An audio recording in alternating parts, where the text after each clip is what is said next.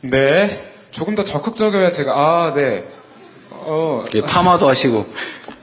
예, 대통령님께서 지목해주신 분께 네. 제가 발언권을 드리도록 하겠습니다. 파마 하신 것 같은데. 그죠? 적극적인데. 맞습니다. 안녕하십니까, 대통령님. 저는 교육행정중열 유찬휘라고 합니다. 교육행정, 네. 네, 제가 만약 옳다고 생각하는 정책이 있을 때 그걸 추진하고 싶은데 국민들이 반대하는 경우가 앞으로도 많을 거라고 생각이 네. 듭니다. 그런 경우에 이거를 제가 잘못했구나라고 생각하고 굽어야 될지 아니면 폐기를 가지고 뚝심을 가지고 밀어붙여야 될지 고민할 경우가 많을 것 같은데 네. 그 대통령님께서 지금까지 겪어오신 여러 공직 경험을 통해서 저희가 타산지석 삼을 수 있도록 경험을 공유해 주시면 감사하겠습니다. 네. 그 정말로 중요한 질문이죠. 정말로 앞으로 많이 맞닥뜨리게 될 일일 겁니다. 저도 수없이 많이 맞닥뜨리고 있는 일이기도 하죠. 그런데 저는 집단지성에 대한 신뢰가 높은 사람이에요. 모르는 것 같지만, 안 보고 안 듣는 것 같지만 국민들은 다 보고 듣고 있죠. 물론 정보의 요구 때문에 일시적으로 판단을 달리할 경우도 있습니다. 일시적으로.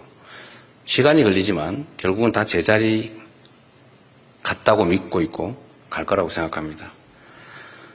내가 생각하는 좋은 정책인데 국민들이 아니면 구성원 다수가 반대한다고 하면 다시 한번 자신을 되돌아보는 게 더 빠르지 않을까 싶어요.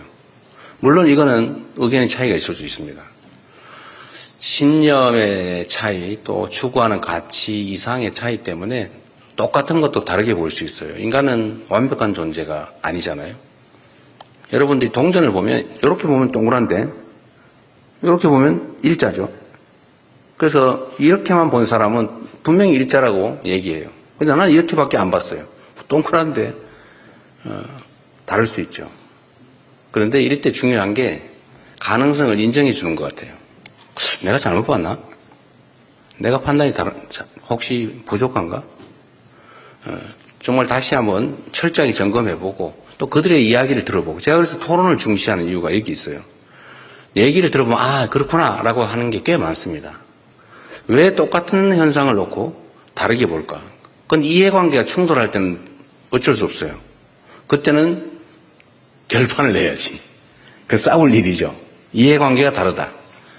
그런데 객관적인 판단이고 객관적인 데이터, 객관적인 사실에 대한 의견이 다르다. 이거는 누군가가 잘못 보고 있다는 뜻이에요.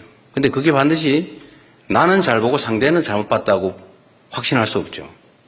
근데 내가 보는 건 언제나 옳아. 그러면 이제 피곤한 사람 되는 거예요. 왕따 되는 거죠, 나중에. 근데, 나도 틀릴 수 있다. 내가 일면박 봤을 수 있겠다. 그럼 당신은 뭘 봤냐? 라고 얘기를 해보고, 내가 봤더니 이렇던데? 그렇구나. 이게 납작한 동그란 거구나. 라고 하면 다 해결할 수 있죠. 그래서 저는 이렇게 의견이 다르면 토론을 해봐야 된다고 생각해요. 근데 토론을 해서 객관적인 사실이 드러났음에도 다른 얘기를 한다? 뭐 그때는 싸워야지. 또 내가 만약에 객관적인 사실과 다르게 인식을 가지고 있다, 그럼 내가 고쳐야죠.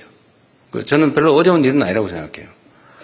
그런데 세상은 특히 정치 권력 이 영역에서는, 정치나 권력의 영역에서는 이런 일이 자주 발생합니다.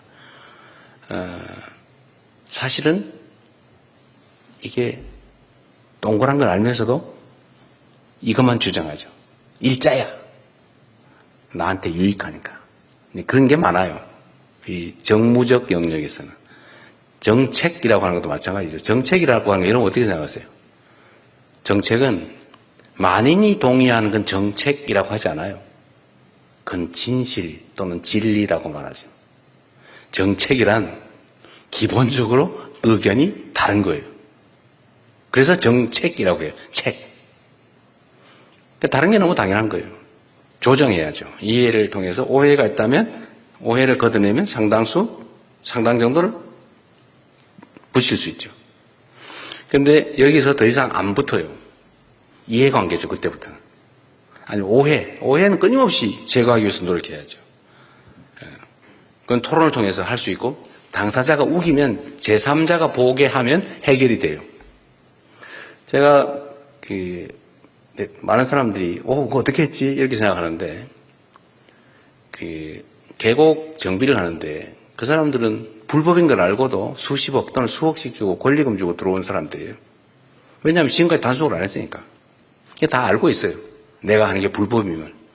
그런데 이때까지 해방 이후에 한 번도 단속 안 했는데 그냥 벌금이나 내고 그냥 다 묵인했는데 왜 이재명 도지사 당신만 나와서 굳이 하려고 그러냐. 근데 그거는 이해관계 충돌의 측면이 강하죠. 뭐 알고 있어요. 그래서 제가 이때 쓰는 방법이 있죠. 만인이 보는 가운데 대놓고 얘기해보자. 이거 영상 다 찍어가면서 유튜브 방송 중계하면서 얘기를 하면 사람이 기본적인 양심이라고 하는 게 있어요. 그래서 그 양심에 어긋나는 얘기를 차마 남들이 볼 때는 하기가 어렵습니다. 이게 정리가 되죠. 근데 정리가 되고 남는 건 이해관계죠. 나는 억울하다. 왜 나만? 하필이면 이때 내가 팔고 나간 다음에 하지. 볼 수 있죠. 그건 뭐 운수에 관한 거니까 이제 조정을 해줘야죠. 그 사람들도 일면은 피해자니까. 조정은 어떻게 해요? 모두가 보는 혜택. 그 계곡을 정비하면 정말 수백만 명의 사람들이 그 돈 안 내고 가서 행복하게 기분 나쁘지 않게 아이들 손잡고 들어가서 놀 수 있잖아요. 그럼 이해관계를 조정하자. 닭죽을 팔지 말고 커피를 팔자. 음료를 팔자. 깨끗하게. 그게 소득 이익률이 더 높다. 고생 안 하고. 대신 그걸 지원해 줄게. 싹 우리가 다 정리한다. 가장 자연친화적으로. 계단 만들어주고 판매소 만들 때 돈도 지원해주고 돈도 빌려주고 주차장도 만들어주고 뭐 음식 농산물 판매소도 만들어주고 매년 봄, 여름, 가을, 겨울 축제 같은 걸 해봐라. 그리고 축제 비용도 지원해줄게. 계곡 관리하는 사람도 지원해줄게. 계곡 플래너. 그리고 동네 청소 깨끗해야 되니까 일자리 사업으로 이렇게 몇 명 고정해주잖아요. 동네 사람들 먹고 사세요. 그러니까 이해관계 조정이 되잖아요. 그건 그 세금인데 국민들은 혜택을 보니까 백운계곡 가면은 맨날 막 비닐로 시퍼렇게 덮어놓고 막 들어가 보지도 못하고 갈 데도 없고 이런 걸 조정을 해내는 거죠. 그러면 이해관계가 많이 조정되면 거의 가까이 오겠죠. 그래도 안 되는 거 어떻게 해요?